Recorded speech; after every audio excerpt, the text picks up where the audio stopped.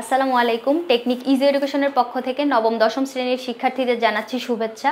Technique easy education তোমাদের জন্য নিয়ে এসেছে ইজি বায়োলজি এই বইটি, যার একটি পার্ট হচ্ছে বোর্ড কোশ্চেন অ্যানালাইসিস। এখানে তোমাদের জন্য আরও সংযোজিত আছে দেখো কিউআর কোড, যেটা স্ক্যান করার মাধ্যমে তুমি যাতে এই প্রশ্নটা আরেকটু সহজে বুঝতে পারো, আরেকটু সহজে যাতে আয়ত্ত করতে পারো, যার জন্যই আমাদের এই প্রচেষ্টা।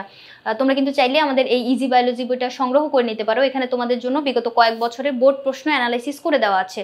চলো আজকের পর্বে আমরা বরিশাল বোর্ড 2021-এ আসা একটি প্রশ্ন নিয়ে তোমাদের সাথে আলোচনা করি। দেখো এখানে উদ্দীপক হিসেবে দুইটা চিত্র দেওয়া আছে, এম আর এন। এম এটা দেখেই আমরা বুঝতে পারতেছি এখানে হচ্ছে পুং গ্যামেটোফাইটের উৎপত্তি সম্পন্ন হচ্ছে। দেখো পি যে দুইটা গ্যামেটকে চিহ্নিতকরণ করছে, এই দুইটা হচ্ছে তোমার পুং গ্যামেট। এখন এই যে নালিকা কোষটা নালী তৈরি করলো, এরপর হচ্ছে দুইটা পুং গ্যামেট নালীর ভিতরে হচ্ছে মানে তৈরি হইলো। এরপরে এন যে জিনিসটা এখানে হচ্ছে তোমার কি চিহ্নিতকরণ করছে, মাঝখানে হচ্ছে 3N, অর্থাৎ গৌণ নিউক্লিয়াসগুলোর সাথে যখন একটা পুং গ্যামেট এসে মিলিত হয় তখন এটাকে হচ্ছে ট্রিপ্লয়েড বা শস্যকোষ উৎপন্ন হয়, যেখানে এটাকে হচ্ছে 3N চিহ্নিতকরণ করা হয়েছে। নিচে 3টা কোষ আছে, উপরে 3টা কোষ আছে, তার মানে এটা হচ্ছে তোমার ভ্রূণথলি। ভ্রূণথলি চিহ্নিতকরণ করছে, আর এখানে হচ্ছে পুং গ্যামেটের উৎপত্তি বুঝাইছে। এরপরে দেখো ক খ গ ঘ 4টা প্রশ্ন কি দেওয়া আছে। নিষেক কি, ধান বায়ুপরাগী ফুল কেন, তারপর গ নম্বরে বলছে যে চিত্র এম এর পি এর উৎপত্তি, তার মানে এখানে হচ্ছে পুং গ্যামেটের উৎপত্তি হচ্ছে তোমার ব্যাখ্যা করা লাগবে। আর ঘ নম্বরে কি বলছে, এন নতুন স্পোরোফাইট গঠনে ভূমিকা রাখে, তার মানে ভ্রূণথলি, যেটা ভ্রূণথলি হচ্ছে তোমার নতুন স্পোরোফাইট গঠনে ভূমিকা রাখে। এখন উত্তরগুলো যদি আমরা দেখি, নিষেক কি, নিষেক হচ্ছে একটা প্রক্রিয়া, যে প্রক্রিয়া হচ্ছে তোমার পুং গ্যামেট আর স্ত্রী গ্যামেট মিলিত হয়। পুং গ্যামেট আর স্ত্রী গ্যামেট মিলনের প্রক্রিয়াটাই হচ্ছে নিষেক। এরপরে ধান বায়ু পরাগী ফুল কেন, এখন যে ফুলগুলা পরাগায়ন বায়ুর মাধ্যমে হয়, পরাগায়ন জিনিসটা কি, কোনো একটা পরাগরেণু গর্ভমুণ্ডে যখন পতিত হবে তখন ওইটাকে হচ্ছে তোমার পরাগায়ন বলবো। এখন ধানের যে পরাগায়নটা ওইটা হচ্ছে বাতাসের মাধ্যমে হয়। বাতাসের মাধ্যমে কিভাবে হয়, ধানের যে পরাগরেণুটা ওইটা অনেক বেশি হালকা থাকে, যেটা বাতাসের মাধ্যমেই হচ্ছে আমরা কিরকম, যে ধান ক্ষেত যদি কল্পনা করি, অনেকগুলো ধান গাছ একসাথে, এখানে যখন বাতাস বয়ে যায় তখন ওই পরাগরেণুগুলা হচ্ছে মানে উঠতে শুরু করে, মানে এত বেশি হালকা থাকে। এখন উঠতে শুরু করলে ধানের যে গর্ভমুণ্ডটা থাকে, গর্ভমুণ্ডটা হচ্ছে পালকের মতো হয়, পালকের মতো আবার আঠালো হয়।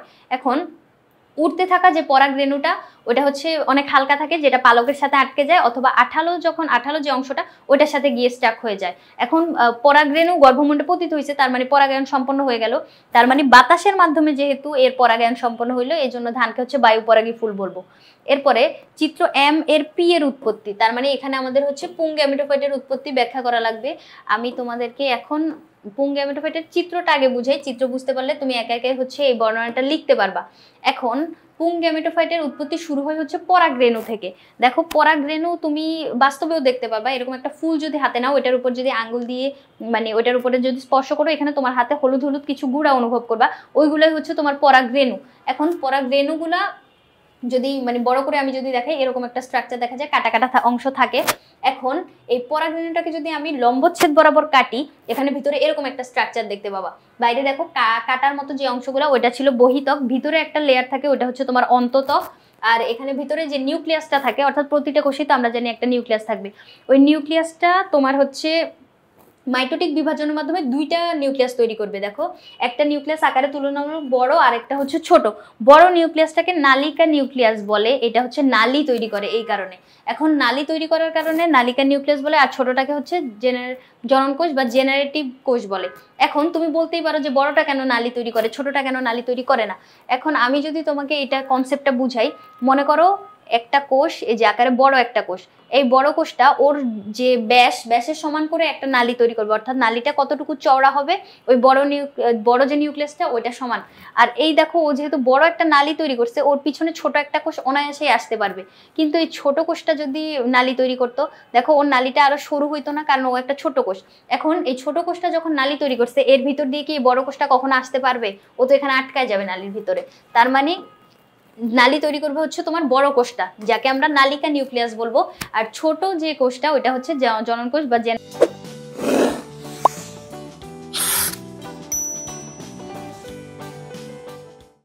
কোষ। দেখো নালী কোষটা ওর কাজ শুরু করে দিছে, দেখো নালী তৈরি করতেছে, নালী তৈরি করে অনেক দূর চলে আসছে, ওর পিছে পিছে এই জনন নিউক্লিয়াসটা বা জেনারেটিভ কোষটা আসবে।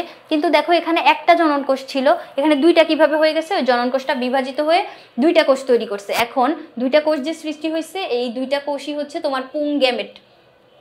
এখন আমরা যেহেতু পুং গ্যামেট পেয়ে গেছি, তার মানে আমাদের হচ্ছে পুং গ্যামেটোফাইটের উৎপত্তি এই জায়গায় সম্পন্ন হয়ে গেছে। এখন আমি তোমাকে যে বর্ণনাগুলো বললাম, যে কথাগুলো বললাম, ওগুলো হচ্ছে তুমি এই চিত্রের পাশে হচ্ছে লিখবা বর্ণনা আকারে। এখন দেখো পরাগরেণু পুং গ্যামেটোফাইটের প্রথম কোষ। কি জন্য? এই যে পুং গ্যামেট যে তৈরি হয়েছে, ওই পুং গ্যামেট সৃষ্টি হয়েছে কোথা থেকে শুরু হয়েছে? এই পরাগরেণু থেকে শুরু হয়েছে না?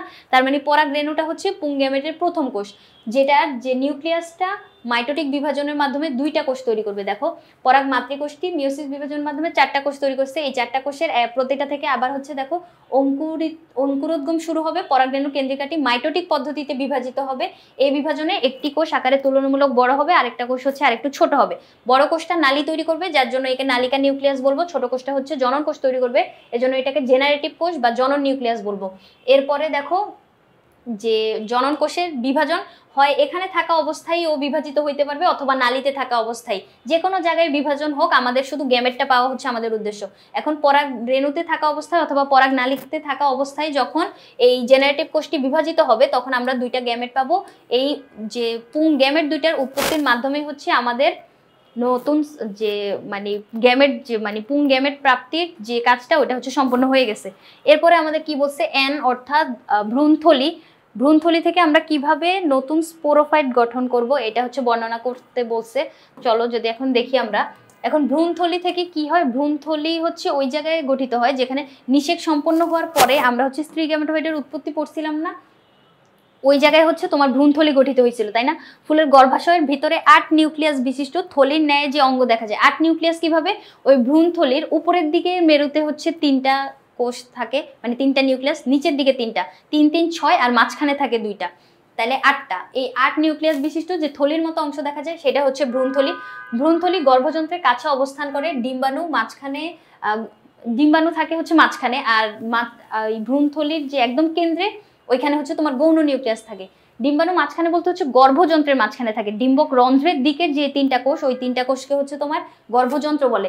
এরপরে পুংস্তবকে পরাগধানীতে তোমার পুং রেণু অথবা পুং জনন কোষ উৎপন্ন হয়। পুং গ্যামেট অর্থাৎ গ নাম্বারে যে গ্যামেট 2টা উৎপন্ন করলাম, ওই 2টা গ্যামেট যখন আমরা পাবো, এখানে হচ্ছে নিষেক সম্পন্ন হবে, অর্থাৎ পুং গ্যামেট আর স্ত্রী গ্যামেটের মিলনের ফলে ওখানে ডিম্বাণু থাকবে একটা। 2টা পুং গ্যামেট আমরা পাইছিলাম, গ নাম্বারেই দেখছি। 2টা পুং গ্যামেটের ভিতর একটা মিলিত হবে তোমার ডিম্বাণুর সাথে, আরেকটা মিলিত হবে হচ্ছে তোমার গৌণ বা সেকেন্ডারি নিউক্লিয়াসের সাথে। এখন 2টা নিষেক একসাথে সম্পন্ন হয়েছে, এটাকে হচ্ছে দ্বি নিষেক বলবো। এখন নিষেকের ফলে আমরা জানি প্রথম যে কোষটা সৃষ্টি হয় ওইটাকে জাইগোট বলে। জাইগোট থেকে তোমার স্পোরোফাইটের কাজ শুরু হবে। দেখো জাইগোট কোষটি হচ্ছে স্পোরোফাইটের প্রথম কোষ। এর প্রথম বিভাজনে 2টি কোষ সৃষ্টি হবে, একই সাথে শস্যের পরিস্ফুটনও ঘটতে থাকবে। অর্থাৎ নিষেক যে একসাথে সম্পন্ন হয়েছে, ডিম্বাণু আর যে পুং গ্যামেট, ওইটা মিলনের ফলে যে জাইগোট তৈরি হবে, আর শস্য কোষ যে তৈরি হবে, ওই 2টার বিভাজন একই সাথে শুরু হবে। এরপরে দেখো ডিম্বকরন্ধ্রের দিকের কোষকে ভিত্তি কোষ এবং ভ্রূণথলির কেন্দ্রের দিকের কোষটিকে অ্যাপিকাল কোষ বলে। একই সাথে এই কোষ দুটির বিভাজন চলতে থাকে। ধীরে ধীরে অ্যাপিকাল কোষটি একটি ভ্রূণে পরিণত হয়। একই সাথে ভিত্তি কোষ থেকে ভ্রূণ ধারক গঠন করে। ক্রমশ বীজপত্র, ভ্রূণমূল আর ভ্রূণকাণ্ডের সৃষ্টি হয়। ক্রমান্বয়ে গৌণ নিউক্লিয়াসটি শস্য টিস্যু উৎপন্ন করে। শস্য টিস্যুর ভিতরে 3 সেট ক্রোমোজোম থাকে, অর্থাৎ 3n ট্রিপ্লয়েড সংখ্যক ক্রোমোজোম আমরা হচ্ছে এখানে পাবো। এরপরে হচ্ছে দেখো কি বলছে, পরিণত অবস্থায় ডিম্বকটি শস্য ও ভ্রূণ সহ বীজে পরিণত হয়। বীজ অঙ্কুরিত হয়ে একটি পূর্ণাঙ্গ স্পোরোফাইট গঠন করে। অর্থাৎ স্পোরোফাইটের যে পুরো বর্ণনাটা এখান থেকে আমরা বুঝতে পারলাম কিভাবে ভ্রূণথলি থেকে এই বর্ণনাটা শুরু করবা, স্পোরোফাইটের উৎপত্তি যখন সম্পন্ন হবে ওই জায়গায় যায় হচ্ছে শেষ হবে। এভাবে যদি তুমি বর্ণনাটা পরীক্ষার খাতায় রিপ্রেজেন্ট করতে পারো, আই হোপ সিকিউতে তোমরা একটা স্ট্যান্ডার্ড মার্কস সিকিউর করতে পারবা। এখন প্রিভিয়াস বোর্ড প্রশ্নগুলো অ্যানালাইসিস করার মাধ্যমে তুমি তোমার স্কুলের পরীক্ষায় অথবা বোর্ড পরীক্ষায় ওই প্রশ্নটা ধরতে পারা, ওই অনুযায়ী স্ট্যান্ডার্ড ওয়েতে পরীক্ষার খাতায় রিপ্রেজেন্ট করতে পারার জন্য এই প্র্যাকটিসটা অবশ্যই দরকারি। যার জন্যই আমাদের ইজি বায়োলজি বইটাতে তোমাদের জন্য এই প্রিভিয়াস কয়েক বছরে বোর্ড প্রশ্ন অ্যানালাইসিস করে দেওয়া আছে। তোমরা কিন্তু চাইলে এই বইটি সংগ্রহ করে নিতে পারো। আজকের পর্বে এই পর্যন্তই। পরবর্তী পর্বে আমরা অন্য কোনো বোর্ড প্রশ্ন অ্যানালাইসিস নিয়ে তোমাদের সামনে হাজির হব। ধন্যবাদ সবাইকে।